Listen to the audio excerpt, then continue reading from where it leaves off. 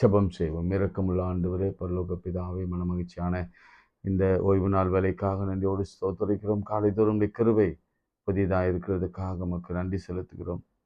ஆண்டவரே, எங்களோடு கூட இடைப்படுங்க. ஆவியானவர் எங்களுக்கு உதவி செய்யுங்க. வாக்கெடுங்க. பெருமூச்சோடு கூட வேண்டுதல் செய்கிற நம்முடைய பரிசுத்த ஆவியானவர் எங்களுக்குள்ள இடைப்படுங்க. ஆண்டவரே, நாங்கள் என்ன மனநிலையில் இருந்தாலும் நம்முடைய வார்த்தையை கவனிக்கிற கிருபையும் உம்மை புகழ்ந்து பாடுகிற புகழ்ச்சியின் வார்த்தைகளும் பாடல்களும் எங்கள் வாயிலிருந்து பிறக்கட்டும். கடந்த நாட்களிலே நீர் கொடுத்த எல்லா நன்மையான ஈவுகளுக்காக உமக்கு நன்றி செலுத்துகிறோம். இந்த புதிய நாளிலும் கூட ஓய்வு நாளிலே பலவிதமான அற்புதங்களையும் அடையாளங்களையும் புதிய புதிய காரியங்களையும் எங்கள் வாழ்க்கையிலே செய்து அற்புதங்களை அடையாளங்களை செய்து நடத்தும்படியாக நாங்கள் ஜெபிக்கிறோம். எல்லா துதிகனமே உமக்கு சொல்கிறோம்.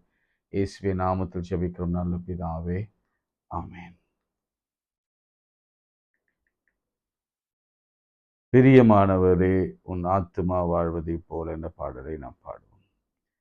பிரியமானவனே, உன் ஆத்துமா வாழ்வது போல் எல்லாவற்றிலும் வாழ்ந்து சுகமாயிரு மகனே. பிரியமானவளே, என் ஆத்துமா வாழ்வது போல் எல்லாவற்றிலும் வாழ்ந்து சுகமாயிரு மகளே. வாழ்க்கை என்பது போராட்டமே, நல்லதொரு போராட்டமே. வாழ்க்கை என்பது போராட்டமே, நல்லதொரு போராட்டமே. ஆவிதரும் பட்டயத்தை ஆவிதரும் பட்டயத்தை எடுத்து போராடி வெற்றி பெறு, எடுத்து போராடி வெற்றி பெறு. பிரியமானவரே, உன் ஆத்துமா வாழ்வது போல் எல்லாவற்றிலும் வாழ்ந்து சுகமாயிரு மகனே. பிராணத்திலே மேடு உண்டு, பள்ளங்களும் உண்டு. பிரயாணத்தில் மேடு உண்டு, பள்ளங்களும் உண்டு. மெதித்திடுவாய், தாண்டிடுவாய், மெதித்திடுவாய், தாண்டிடுவாய். மான்கால்கள் உனக்குண்டு மறவாதே, மான்கால்கள் உனக்குண்டு மறவாதே. பிரியமானவனே, உன் ஆத்துமா வாழ்வது போல் எல்லாவற்றிலும் வாழ்ந்து சுகமாயிரு மகமே. ஓட்ட பந்தயம் நீ ஓடுகிறாய், ஒழுங்கின்படி ஓடு மகனே.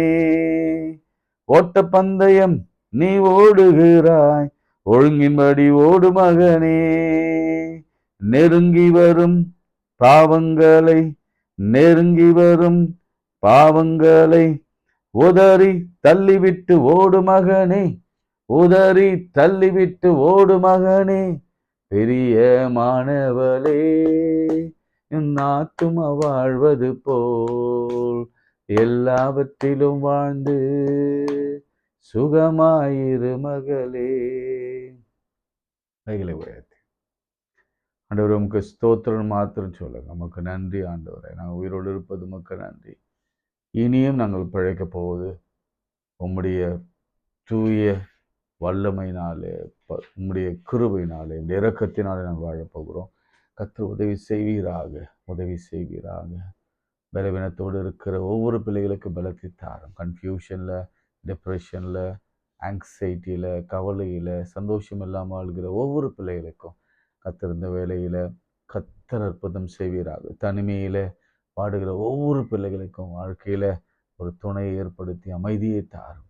ஆண்டவரே, பலவிதமான பிரச்சனைகள் மத்தியிலே, போராட்டத்தின் மத்தியில் வாழ்ந்து கொண்டிருக்கிற பிள்ளைகளுக்கு கர்த்தர் அற்புதம் செய்வீராக, இன்று செய்வீராக.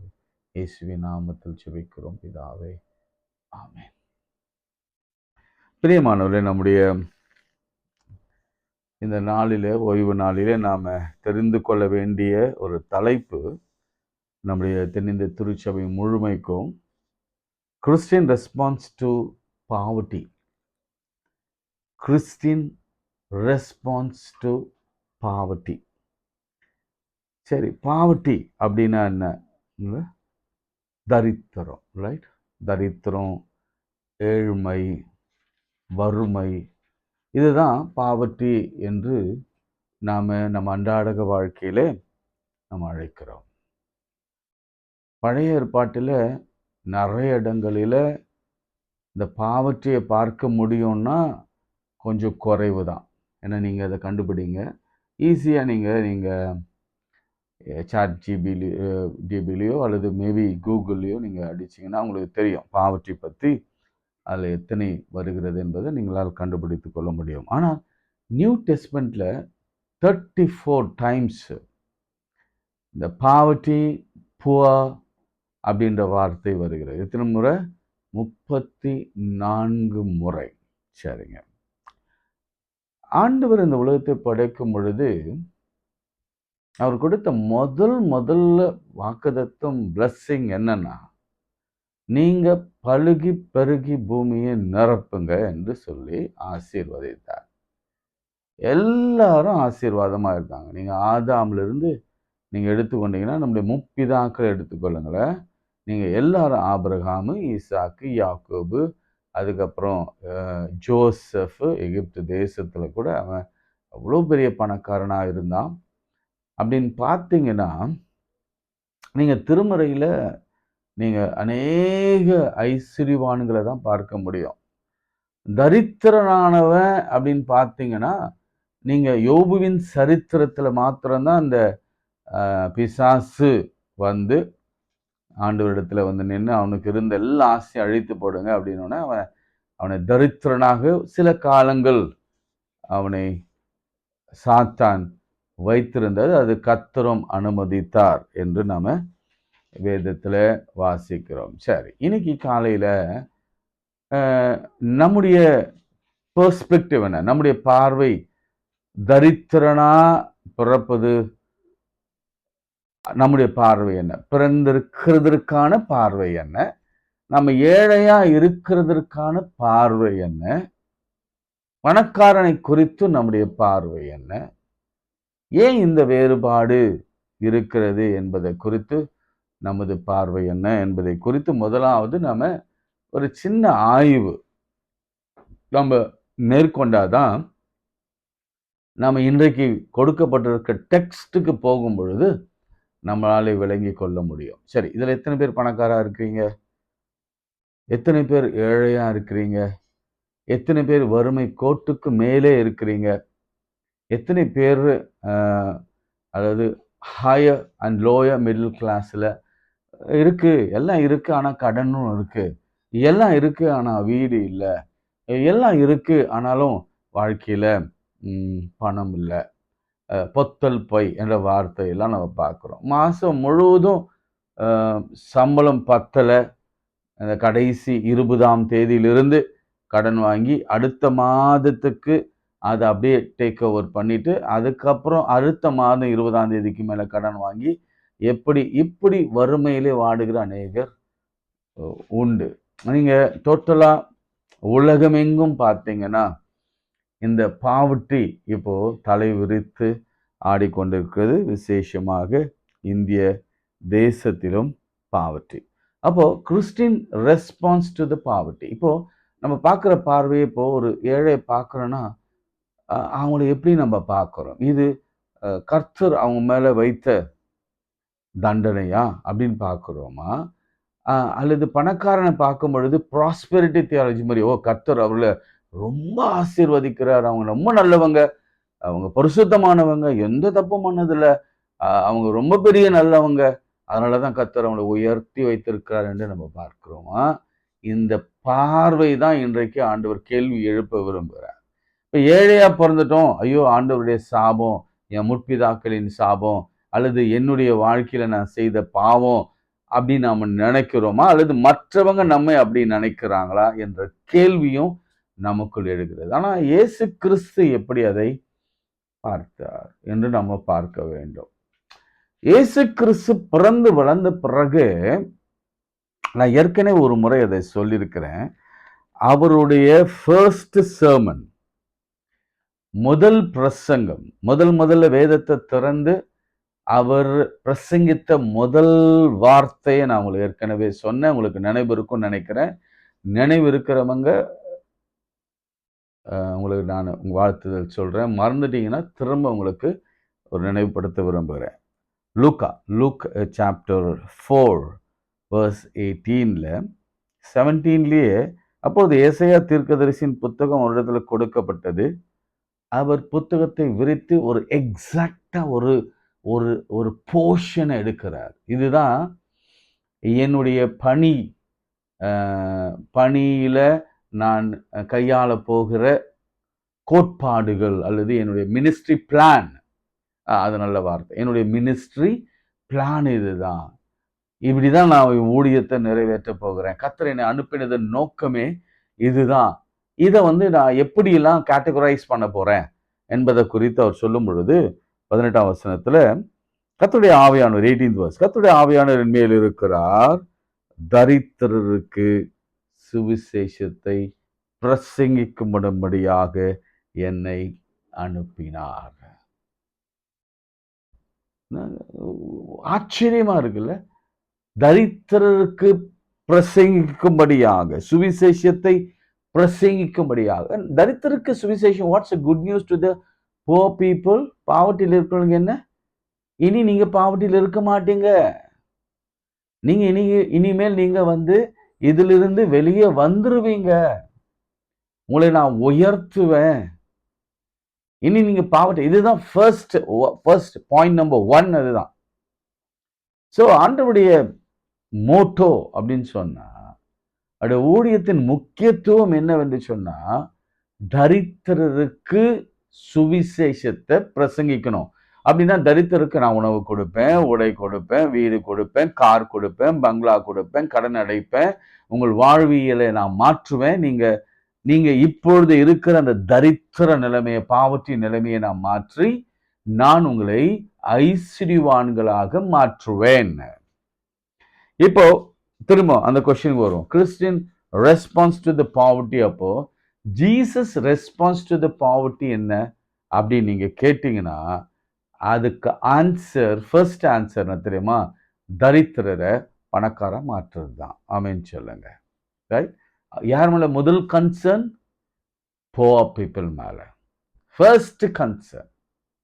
எவ்வளவு ஆச்சரியமான தெய்வம் பாருங்க. இல்ல எப்படிலாம் எப்படியெல்லாம் தீர்வு காண வேண்டும். எதுல தீர்வு கண்டா இந்த ஜனங்கள் எல்லாரும் சந்தோஷமா இருப்பாங்க அப்படின்னு பார்த்து, பொருளாதாரத்துல ஒரு எழுப்புதல, பொருளாதாரத்துல ஒரு பெரிய முன்னேற்றத்தை ஏழைகளுக்கு நம்ம உண்டு பண்ணிட்டோம்னா, அவளுக்கு கல்வி கொடுத்து, அவளுக்கு அறிவு கொடுத்து, அவளுக்கு வேலை கொடுத்து, அவர்களுக்கு வீடு வாசல்களை ஏற்படுத்தி, அவளுடைய ஸ்டேட்டஸை உயர்த்திட்டா அதுதான் சுவிசேஷம். இந்த பிரிட்டிஷ் பீப்புள் வந்தவங்க இதுதான் பண்ணாங்க. ஆண்டவருடைய வார்த்தை அப்படியே எடுத்துக்கொண்டு அவங்க பண்ண காரியம் என்ன தெரியுங்க பாருங்க? ஸ்கூல்ஸ், எஜுகேஷன், நல்ல ஹாஸ்பிட்டல்ஸ் உண்டு பண்ணாங்க. சொசைட்டில பயங்கர சேஞ்சஸ் உண்டாக்குனாங்க. கல்வி கற்றுக் கொடுத்தாங்க. ஆங்கிலம், தமிழ் எல்லாவற்றையும் அச்சிடுகிற அச்சிய உண்டு பண்ணி கொடுத்தாங்க. இதெல்லாம் காரணம் என்னன்னா, அதை படிச்சுதான் இன்றைக்கு நீங்க யோசிச்சு பாருங்க, ஒருவேளை இயேசு கிறிஸ்துவினாலே அனுப்பப்பட்ட மிஷினரிகள் அல்லது இயேசு இந்த சுவிசேஷம், தரித்திரருக்கு சுவிசேஷத்தை அறிவிக்க வேண்டும் என்ற மனபாரத்தை உள்வாங்கினவர்களாகி அவர்கள் இங்க வரலன்னா, நாம இன்னுமே ஏழைகளாக தான் இருந்திருக்க வேண்டும், அடிமைகளாக தான் இருந்திருக்க வேண்டும், தரித்திரராக தான் இருந்திருப்போம்.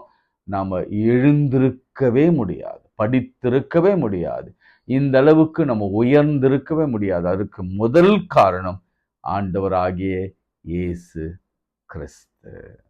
ஃபர்ஸ்ட் அதை மறந்துடாதீங்க.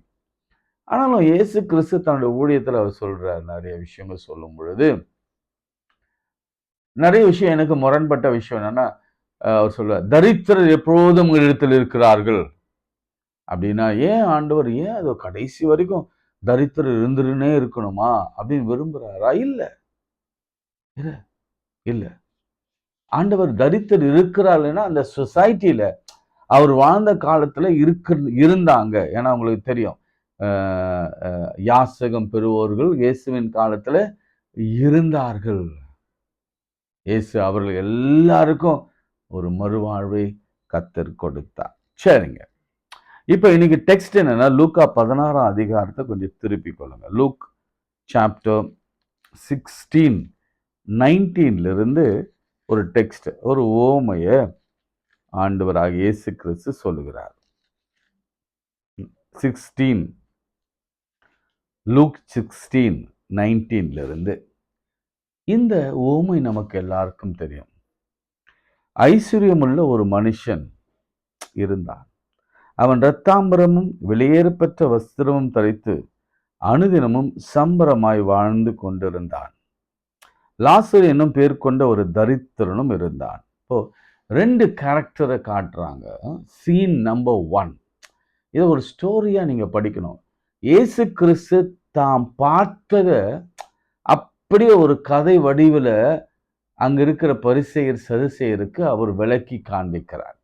இதுல இருந்து நிறைய உண்மைகளை நம்ம கற்றுக்கொள்ள போகிறோம். எப்படி? ஃபர்ஸ்ட் சீன் என்னன்னா, ஒரு ஐஸ்வர்யம் உள்ள ஒரு மனுஷன் இருந்தான். அவன் ட்ரெஸ் எப்படி இருந்தது? இரத்தாம்பரமும் வெளியேற பெற்ற வஸ்திரமும் தரித்து அனுதினமும் சம்பரமாய் வாழ்ந்து கொண்டிருந்தான். லாசரு என்ற பேர் கொண்ட ஒரு மனுஷன் இருந்தான். லாசரு அப்படின்ற வார்த்தை எலியேசர் அப்படின்னு ஒரு வார்த்தையிலிருந்து வருகிற அப்படின்னாலே லார்ட் காட் ஹெல்ப் மீன்னு அர்த்தமா. அதுக்கு அர்த்தம் லாசரு அப்படின்னா என்ன அர்த்தம்னா, காட் ஹாஸ் ஹெல்ப்ட் மீன்னு அர்த்தமா, எனக்கு உதவி செய்த கர்த்தர்னு அர்த்தமா.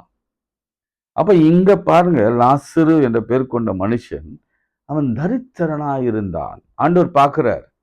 ஆண்டவர் இந்த சினாரியோலாம் பார்த்துருக்கிறார். ஒரு பணக்காரர் இருக்கிறான், ஒரு ஏழை இருக்கிறான். அவன் பேர் லாசரு. அவனுக்கு என்னன்னா வியாதி, பருக்கள் நிறைந்தவனா இருந்தான். அந்த ஐஸ்வர்யவானினுடைய வாசல் அருகே கிடந்துன்னா ஒரு பெட்டு கூட இல்லை, சும்மா வாசல் அருகே கேட் வாசல்ல உட்கார்ந்து இருந்தான், கிடந்திருந்தான். அவ்வளவுதான்.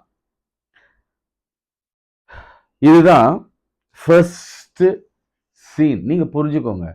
அவங்க வீட்டில், ஐஸ்வர்யவான் வீட்டில் நல்ல தடபுடலாம் சாப்பாடு. நான் ஏற்கனவே இந்த பணக்காரன் வீட்டில், அந்த அப்பா வீட்டில் சொன்னல, அந்த இளைய மகன் வீட்டில் இது, அதுவும் இளைய மகன் அந்த 15 அதிகாரத்தில் வரும். இளைய மகன் வரும் பொழுது அவங்க அப்பா ஒரு பெரிய ஃபீஸ்ட், பெரிய சாப்பாடு ஏற்பாடு பண்ணினாராம். கொழுத்த கன்று அடைத்து எல்லாருக்கும் சாப்பாடு, வேலைக்காரலாம் சாப்பாடு, அப்படி ஒரு ஃபீஸ்ட் டெய்லி நடக்குமா. ஸோ அப்படிதான் இந்த பணக்காரனும் நல்லா சாப்பிட்டு சம்பரமாய் வாழ்ந்து வந்தான். ஆனா ஏழையோ, அவனுக்கு முழுசுமாக ட்ரெஸ் இல்லை, அவனு உடம்பு முழுசுமா இது பருக்கள், நாய்கள் தான் அவனுக்கு ஃப்ரெண்டு. ஒருவேளை அந்த நாய்கள் நக்கும்போது சில நேரங்களில் இதமா இருக்கும், ஆனா சில நேரங்களில் பெரும் வழியா இருக்கும். இப்படிதான் இந்த ஃபர்ஸ்ட் சீன் தொடங்குது. 2வது சீன், பின்பு அந்த தரித்திரன் மரித்து. ஃபர்ஸ்ட் யார் சாகுறதுன்னு பாருங்க.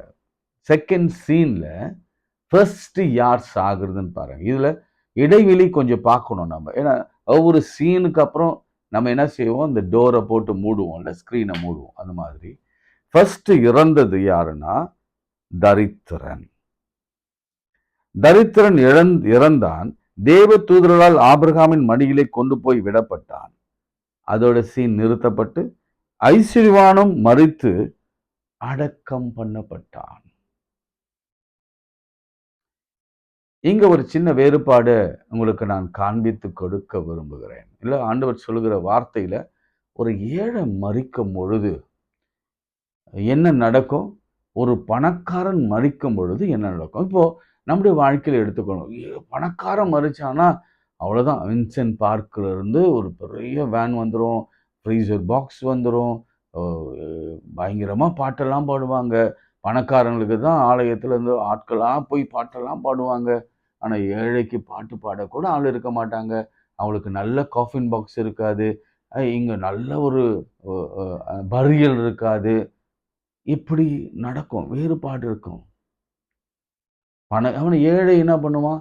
ஏழைய கொண்டு போய் என்ன பண்ணுவாங்க? பாடையில வச்சு அந்த காலத்துல பாடையில வச்சு கொண்டு போயி, அந்த எரேமியா காலத்துல அந்த பாட்டரி செய்கிற இடத்துல, பாட்டர்னா அந்த பானை செய்கிற இடத்துல கொஞ்சம் கொஞ்சம் தோண்டி களிமண்ணெல்லாம் எடுத்திருப்பாங்களாம்.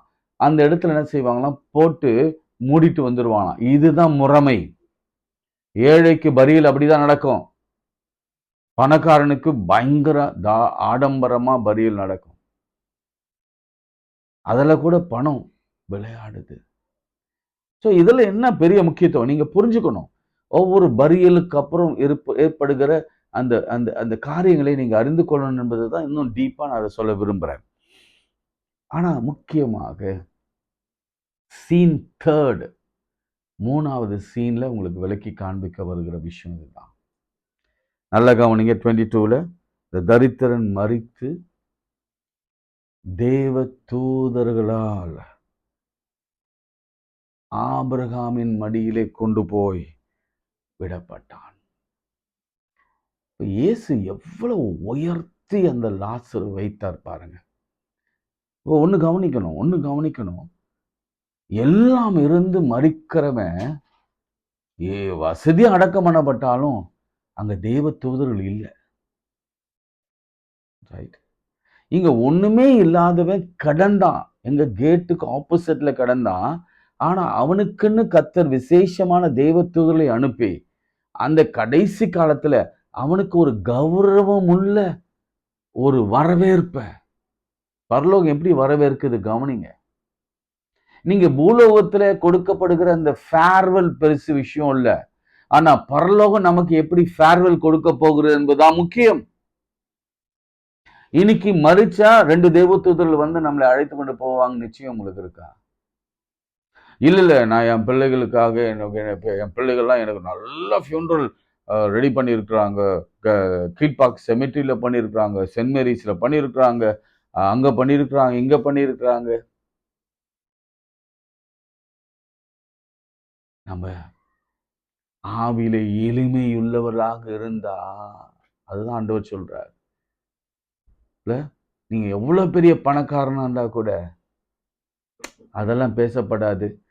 சும்மா அடக்கம் பண்ணப்பட்டானுங்க. வார்த்தை ரொம்ப தெளிவா இருக்கு. இயேசு இந்த வார்த்தையை சொல்லும் பொழுது அவர் எவ்வளவு எம்பசஸ் பண்றாருன்னா, அவன் சிம்பிளி அவனை அடக்கம் பண்ணாங்க, அவ்வளவுதான்.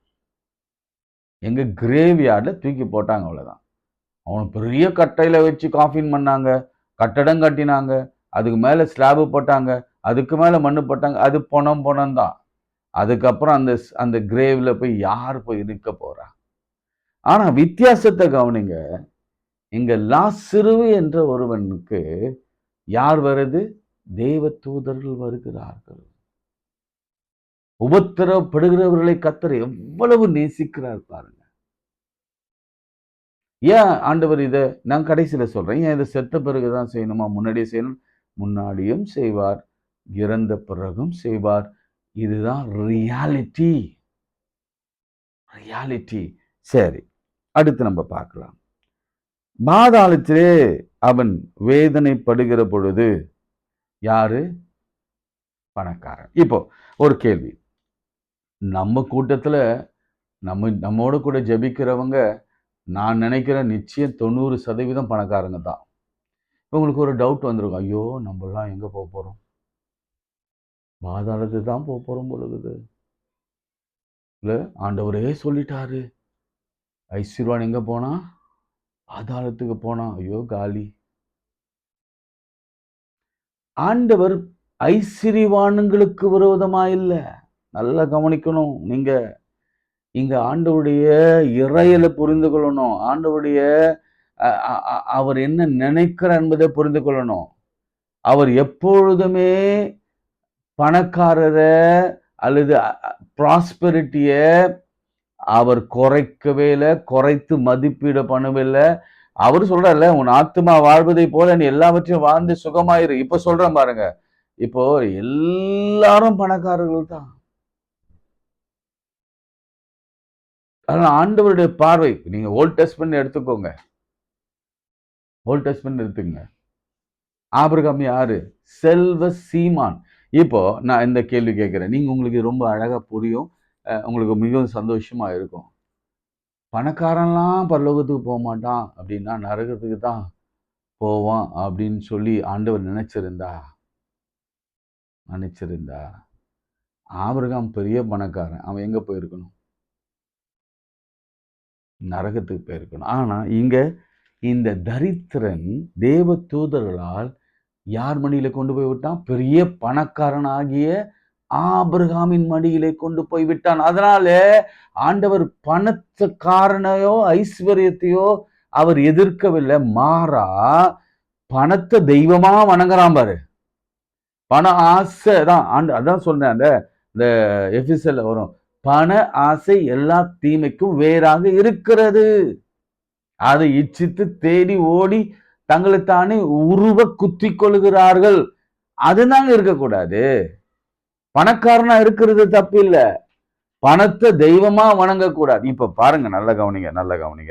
அவரு சொல்வாரு, அங்க போய் இதுல கூட வேதனையில கூட அங்க ஒரு பிரேயர் பண்றாங்க. ஹெல்ல கூட பிரேயர் பண்ணுவாங்களாம். எங்க பாதாளத்துல பிரேயர் பண்ணுவாங்களாம். ஆனா இவன் பண்ண முட்டாள் பிரேயர் என்ன தெரியுமா? யாரை நோக்கி கூட்டான் பாருங்க? தூரத்துல ஆபிரகாமின் அவன் மடியில லாசருவை கண்டு அப்பொழுது அவன் தகப்பனாக ஆபிரகாமே நீர் எனக்கு இறங்கி. யாருங்க கூப்பிடணும்? நரகத்துல போய் உட்காந்துட்டு ஆபிரகாம் நோக்கி என்னன்னு சொல்றான் பாருங்களேன். ஆபிரகாம் நோக்கி நீர் எனக்கு இறங்கி என் தகப்பனாகி ஆபிரகாமே. 24 வருஷத்துல கடவுளை கூப்பிட்டு இருந்தாலும் ஆண்டவர் ஏதாவது ஒரு சொட்டு தண்ணீரை அதை விட்டுருப்பாரு. அங்க கூட அவனுக்கு ஜெபம் பண்ண தரல பாருங்க. நான் இந்த பணக்காரனுடைய பண ஆசையை குறித்து நான் சொல்றேன் பாருங்க. இந்த பணக்காரனுடைய தனக்காகவே வாழ்ந்து பிறருக்கு எதையும் கொடுக்காம வழியில வாசல்ல உட்கார்ந்து இருந்தான். அவனுக்கு மேய்ச்சல் இருக்கிற விழுகிற கீழே இருக்கிற துணிக்கை கூட கொடுக்கலையா? இல்ல பாருங்க எவ்வளவு கொடுமை பாருங்களேன். அது கீழே விழுமா, அதெல்லாம் பெருக்கி கொண்டு போய் நாய்க்கு தான் கொட்டி இருக்கானே தவிர அவன் லாசருக்கு ஒரு துண்டு கொடுக்கல. அந்த நாய் சாப்பிடுகிற அந்த துண்டை அவன் சாப்பிடுறதுக்கு ஆசையா இருந்தான். அப்படிப்பட்டவன், அதுதான் ஆண்டவர் சொல்றாரு பாருங்க, வாழ்க்கை என்பது பூமராங் மாதிரி. அதாவது இன்னைக்கு பணக்காரா இருக்கிறவன் நாளைக்கு என்னவா மாறுவான்? ஏழையா மாறுவான். இன்னைக்கு ஏழையா இருக்கிறவன் நாளைக்கு பணக்கார. இன்னைக்கு நேற்று லாசருவு ஏங்கின்னு இருந்தா பணக்காரன் ஏதாவது போடுவான்ட்டு, இன்னைக்கு அதே பணக்காரன் என்ன சொல்றான் பாருங்களேன், அவன் பெட் பண்றான். யார்கிட்ட? ஆபிரகாம் கிட்ட பெட் பண்றான், இறக்குறான். என்ன சொல்றான்? ஐயா, அந்த லாசரு நுனியில் இருந்து ஒரு சொட்டு, அதுதான் வாழ்க்கை.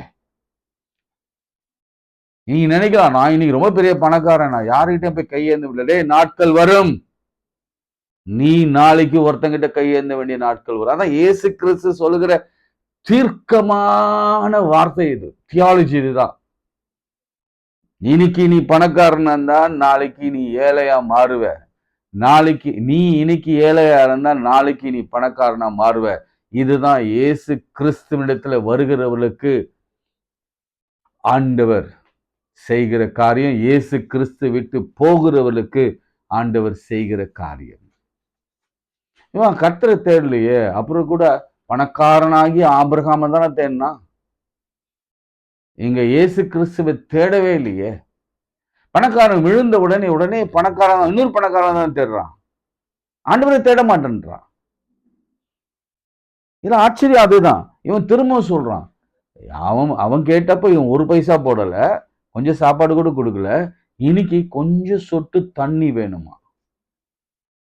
என்ன ஒரு பூஷ்வால தப்பு. இந்த அக்னி ஜுவாலை என்னை கொள்ளுகிறது என்றார். அப்ப ஆண்டவர் சொல்ல, அதுக்கு ஆபிரகாம், மகனே, நீ பூமியிலே உயிரோடு இருக்கும் காலத்து நன்மை அனுபவித்தாய், லாசரும் அப்படியே தீமைகள் அனுபவித்தான் என்று நினைத்துக்கொள். இப்பொழுதும் அவன் தேற்றப்படுகிறான், நீதியோ வேதனைப்படுகிறான். அப்படின்னா உடனே இன்னொரு வார்த்தை அவன் சொல்றான், ஐயோ அப்படியா, எனக்கு தண்ணி கூட கிடைக்காதா? அங்கிருந்து ஒரு மிஷின் அவனுக்கு ஒரு மிஷின் மைண்ட் வந்துருச்சு, மிஷினரி மைண்ட் வந்துச்சு. ஐயோ, என்னுடைய சகோதரர் இருக்கிறாங்களே, அவங்க இந்த இடத்துக்கு வரக்கூடாதபடிக்கு 5 பேர் இருக்கிறாங்க. இந்த வேதனையுள்ளே அவர்கள் இடத்துக்கு வராதபடிக்கு அவன் போய் அவளுக்கு சாட்சியாய் அறிவிக்கும் பொருட்டு நீ அவனை என் தகப்பன் வீட்டுக்கு அனுப்பும்படி உம்மை வேண்டிக் கொள்கிறேன். திரும்ப பெக் பண்றான் லாசர் இடத்துல, அவனை அனுப்பி விடுங்க. அப்ப ஆபிரகாம் சொன்ன வார்த்தை என்ன தெரியுமா? மோசே தீர்க்கதரிசிகள் அங்கே உண்டு. அப்படின்னா பைபிள் இருக்குதுப்பா, நீ பைபிள் படி. ஐசிறுவானே, பணத்தை நேசிக்கிறவரே அல்லது பணத்தை தெய்வமா வணங்குறவரை சில பேர் அப்படியே காசொன்னு தொட்டு கும்பிடுவாங்க. ஐயோ, இதுதான் நமக்கு தெய்வம் அப்படின்னு. முடிவு 5 சகோதரர்கள் இருக்கிறாங்க. அவங்களுக்கு என்னங்க சொல்றது? அவங்கள போய் பைபிள் வாசிக்க சொல்லு, அவ்வளவுதான். ஆண்டவரத்தில் திரும்ப சொல்லு, ஆண்டவர் நோக்கி கேட்க சொல்லு. அவர் இந்த இடத்திற்கு அவனை கொண்டு வராம லாசரு போன இடத்திற்கு, பரலோகத்திற்கு அவனை கொண்டு போவார். இன்னொரு விஷயத்தை இங்க நீங்க புரிந்து கொள்ள வேணும். பாருங்க, இயேசு சொன்ன பொழுது லாசரு பத்தி நான் உங்களுக்கு சொன்னேன், பேரும் சொன்னேன் இல்ல, காட் ஹாஸ் ஹெல்ப்டுன்னு சொன்னேன். பணக்காரன் பேரை குறிப்பிட மாட்டார். பணக்காரன் பேர் இந்த உலகத்துல, அதாவது பண ஆசை, பணக்காரன் சொல்றதை விட இந்த பண ஆசை உள்ளவருடைய பெயர் பூமியிலே கூட இராது. நீ எவ்வளவுதான் பெரிய பணம் வச்சிருந்தாலும் சரி, அவன் பெயர் அற்று போகும். அதனாலதான் நீதிமொழிகள் 10ஆம் அதிகாரம் 7ஆம் வசனத்துல, நீதிமானுடைய பேர் புகழ் பெற்று விளங்கும், துன்மார்க்கருடைய பேரோ அழிந்து போகும். துன்மார்க்கருடைய பேர் என்னவாமா? அழிந்து போகும். ரொம்ப மோசம். வாழ்க்கையில ஆண்டவர் இப்படிப்பட்ட ஒரு காரியத்தை இந்த பணக்காரருக்கு அவர் செய்தார். பிரியமானவர்களே, இப்ப நம்முடைய பார்வை என்ன? What's your perspective? ஆண்டவர் என்ன சொல்ல விரும்புறார்? இன்னைக்கு நமக்கு என்ன சொல்ல விரும்புறார்? ஏழை, ஒருவேளை நீங்க பணக்காரா இருந்தீங்கன்னா, ஏழைக்கு இறங்குறவன் கர்த்தருக்கு கடன் கொடுக்கிறான். மத்தேயு 25ல, இந்த சிறியரில் ஒருவனுக்கு எதை செய்தீர்களோ அது எனக்கே. இதெல்லாம் சொல்வதற்கான காரணம் தெரியுமா? இங்க ஏழைகளே இருக்கக்கூடாது, தரித்திரர் இருக்கவே கூடாது. அதனாலதான் ஆண்டவர் நிறைய வாக்குத்தத்தங்களை கொடுத்திருக்கிறார். நீயோ கடன் வாங்காதிருப்பாய், நீயோ அநேக ஜாதிகளுக்கு கடன் கொடுப்பாய். அவருடைய வாக்குத்தத்தங்களை எடுத்து பாருங்க, எல்லாவற்றையும் எடுத்து பாருங்க. நம்ம நல்ல, அதனாலதான் அந்த பாட்டை பண்ண, உன் ஆத்துமா வாழ்வதை போல நீ எல்லாவற்றிலும் வாழ்ந்து, இதுதான் கர்த்தருடைய விருப்பம். சுகமா இருக்கணும், நல்லா வாழணும், நல்லா சாப்பிடணும், சந்தோஷமா இருக்கணும், கடன் எல்லாம் இருக்கணும். அதனாலதான் ஆண்டவர் இந்த உவமையை எடுத்து பேசும் பொழுதும் கூட அவர் மனதுல இருக்கிற காரியம் என்னன்னா, அப்படியே தலைகீழ மாறும். லாசரு எப்படி எங்க கடந்தானோ அவனை தூக்கி கொண்டு போய் மேல வச்சார். இதுதான் சிம்பிளா, நீங்க பரலோகம்னு கூட வைக்க வேணாம். அவனை கீழே இருந்து, கேட் வாசல் இருந்து, அலங்காரமான வாசல் அலங்கோலமாய் உட்கார்ந்து இருந்த இந்த பேதுரு காலத்துல இருந்தவனை போல அவன் எங்க ஓடனா ஆலயத்துக்குள்ள போனான். அதே மாதிரி கீழே இருந்தவனை கொண்டு போய் மேல விட்டாரு, மேல இருக்கிறவனை கொண்டு வந்து கீழே விட்டார். சிறியவனை புழுதியிலிருந்து எடுத்து, குப்பையில இருந்து எடுத்து உயர்த்தி அரியணையில் அமர பண்ணுகிறவர் கர்த்தர். மேல இருக்கிறவன் எனக்கு கீழே விழுவான்னு சொல்ல முடியாது. சங்கீதக்காரன் சொல்லுவான், அவன் சறுக்கலான இடங்களிலே கொண்டு போய் அவனை நிறுத்தினீர். அப்படின்னா என்ன தெரியுமா? அவன் நல்லா போயிட்டான், பணக்காரனா போயிட்டான். ஆனாலும் அவன் எப்படி இருக்கான்னு தெரியுமா? சறுக்கலான இடத்துல இருக்கிறான். ஒரு செகண்ட் சறுக்கனா போதும், எங்க வந்து விழுவான்? கீழே வந்து விழுவான். கீழே இருந்து ஒரு பேப்பர் கோபுர உச்சியில போய் நிற்கும்.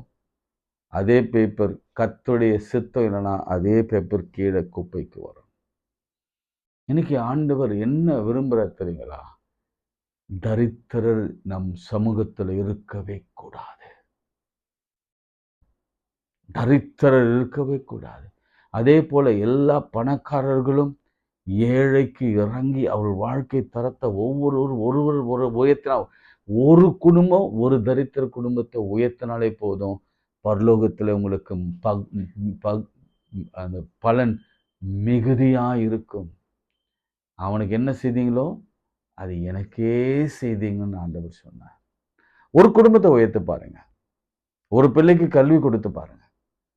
ஒரு பிள்ளை வாழ்க்கையை உயர்த்தி அவனை நல்ல இடத்துல நிக்க வச்சு அந்த அந்த ஆசீர்வாதத்தை பார்த்தீங்கன்னா, உங்களையும் கர்த்தர் அவனோடு சேர்த்து பரலோகத்துல வைத்து உங்க பெயரை எழுதி வைப்பார். இங்க ரிச் மேன் அப்படின்னு தான் இருக்குதே தவிர, அதுல வேறு எந்த பெயர் ஜோசப், டேவிட் அல்லது ஜான் அப்படின்னு எதுவுமே இல்லை. அந்த பெயர் வரணும்னா பண ஆசை இல்லாம மற்றவர்களுக்கு உதவி, ஏழைகளுக்கு உதவி செய்கிறவர்களாக நீங்கள் மாறினீங்கன்னா, மற்றவர்களை உயர்த்துறவர்களாக நீங்க மாறினீங்களா, உங்க பெயரும் ஜீவ புஸ்தகத்தில் எழுதப்படும். அதான் வெளிப்படத்துல பார்க்கிறோம். அங்க ஒரு புஸ்தகம் திறந்து வைக்கப்பட்டிருக்கிறது. அதுல எல்லாருடைய பெயர்கள் இருக்கிறது. அதுல உங்க பெயர் இல்லைன்னா அங்க போய் சேரவே முடியாது. அதனாலதான் மோசே சொன்னா, என் பேரை கிறுக்கி போடுங்கன்னு சொன்னான். அப்பயே ஆரம்பிச்சிச்சு. உங்க பேர்கள் வேணுமா? பரலோகத்தில் எழுதப்பட வேணுமா? அல்லது உங்க தரித்திரம் தான் மாறணுமா? அல்லது உங்க இப்போ அங்க பாரு பரலோகத்துல அவனுக்கு அந்த அந்த அந்த பாயில்ஸ் எல்லாம் இல்லை. அதான் லாசரு பருக்கள் இல்லை. அவனுக்கு அழகான ட்ரெஸ் கொடுக்கப்பட்டது. அவன் அழகா சிங்காசனத்துல அமர்ந்திருக்கிற கர்த்தர் மத்தியில அழகான ஒரு வாழ்க்கை. ஏன்னா யார் தூக்கிட்டு போனா? தெய்வ தூதர்கள் தூக்கிட்டு போனா. அங்க நல்ல ஒரு ரிசப்ஷன் பரலோகத்துல. பெரியமானவர்கள், அதுதான் நம்முடைய வாழ்க்கையின் முடிவாக இருக்க வேண்டும். நிச்சயம் கர்த்தர் அப்படி செய்வார். இன்றைக்கே அதை செய்வார். இனி தரித்திரர் நம் இடையே இருக்க போவதில்லை. அதே போல பண ஆசை, பணத்தை தெய்வமாக வணங்குகிறவர்கள், பணமே வாழ்க்கை என்று விரும்புகிறவர்கள் நம்முடைய இருக்க போவதில்லை. பணம் கர்த்தர் கொடுக்கிற ஆசீர்வாதம், அவ்வளவுதான். அதை எப்படி பயன்படுத்தணும் கர்த்தர் விரும்புகிறாரோ அப்படி பயன்படுத்துவோம்.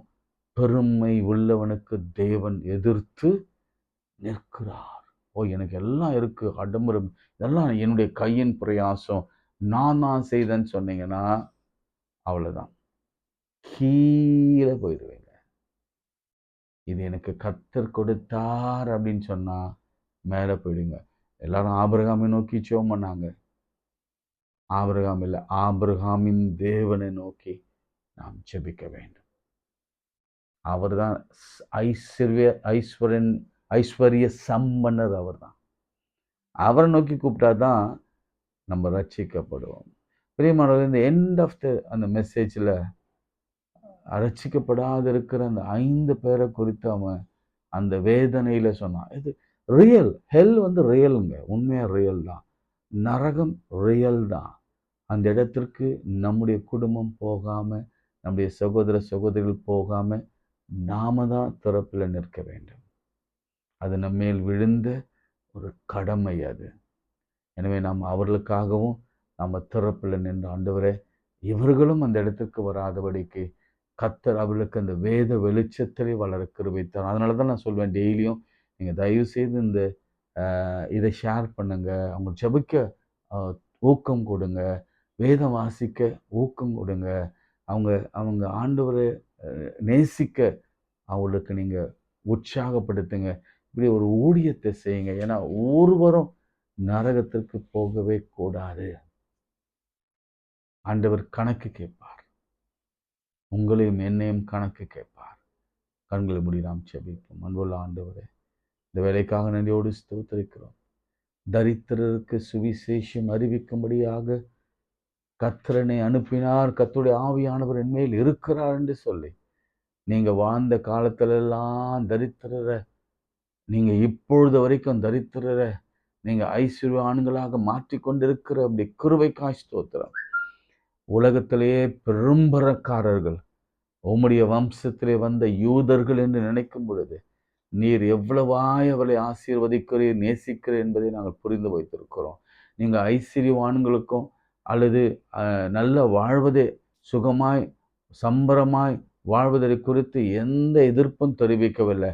ஆனால் அந்த பணம் மீது உள்ள ஆசை, வெறி, அந்த பணத்தை தெய்வமா வணங்குகிற ஒரு தன்மை, மற்றவனை அழித்து அந்த பணத்தை அபகரிக்க நினைக்கிற அந்த தன்மை, மற்றவனை கொன்று அந்த பணத்தில் நான் வாழ வேண்டும், லஞ்சம் வாங்கி அந்த பணத்தில் நான் பெரிய ஆளாக வேண்டும், மற்றவனை வருத்தி அந்த பணத்தை நான் வாங்கி நான் பணக்கார ஆகவன் என்பதுக்கு தான் எதிரியா இருக்கிறீங்க. அப்படிப்பட்டவங்க நிச்சயம் அந்த நரகத்துக்கு போவாங்க என்பதை நீங்க எனக்கு சொல்லிக் கொடுத்த கிருபைக்காய் ஸ்தோத்திரம். ஒரு 2 பேராவது திருந்தினா எங்களுக்கு அதுவே போதும். கர்த்தர் அப்படி நடத்துங்க. ஏழை மக்களை விசேஷமா நீங்க அவங்க பக்கத்துல இருக்கிறீங்க என்பதை நீங்க அவங்களுக்கு விளக்கினதுக்காய் ஸ்தோத்திரம். மாத்திரமல்ல, அவர்களுக்குரிய தேவ தூதர்கள் பிதாவின் வீட்டை தரிசித்து அப்படின்னா எப்போதும் ரிப்போர்ட் பண்ணிக்கொண்டே இருப்பார்கள் என்ற செய்தி ஏழைகளுக்கு மாத்திரம்தான் அதை நீங்க கொடுத்திருக்கிறீங்க. அப்படி கிருபைக்காக நன்றி செலுத்துறோம். எங்களுக்காக தெய்வத்தூரை வைத்திருக்கிற தெய்வக்காய் ஸ்தோத்திரம். எங்க மனநிலை, எங்க வலி, எங்க வேதனை, எங்க பொருளாதார நிலைமை எல்லாம் உங்ககிட்ட வந்து சேருகிற இந்த ரிப்போர்ட்டுக்காக நன்றி செலுத்துகிறோம். ஒரு நாளிலே எங்களை உயர்த்த போகிறீர். மேலே உயர்த்தி அரியணையில தாவீதை போல உட்கார வைக்க போகிறீர். அதுக்காக ஸ்தோத்திரம். ஏழைகளை, அனாதைகளை, ஆண்டவரே ரூத் போன்றவர்களை, எஸ்தர் போன்றவர்களை உயர்த்தி உட்கார வைத்தது போல எங்களை உட்கார வைக்க போகிற கிருபைக்காக ஸ்தோத்திரம். இயேசுவின் நாமத்தில் ஜெபிக்கிறோம் நல்ல பிதாவே, ஆமேன். நமது ஆண்டவராகிய இயேசு கிறிஸ்துவின் கிருபை, பிதாவாகிய தேவனுடைய அன்பு, பரிசுத்தாவின் ஐக்கியம் நம் அனைவரோடும் இன்னும் இன்னும் சதாக்கள் நிலைத்திருப்பதாக. ஆமேன். God bless you. God bless you.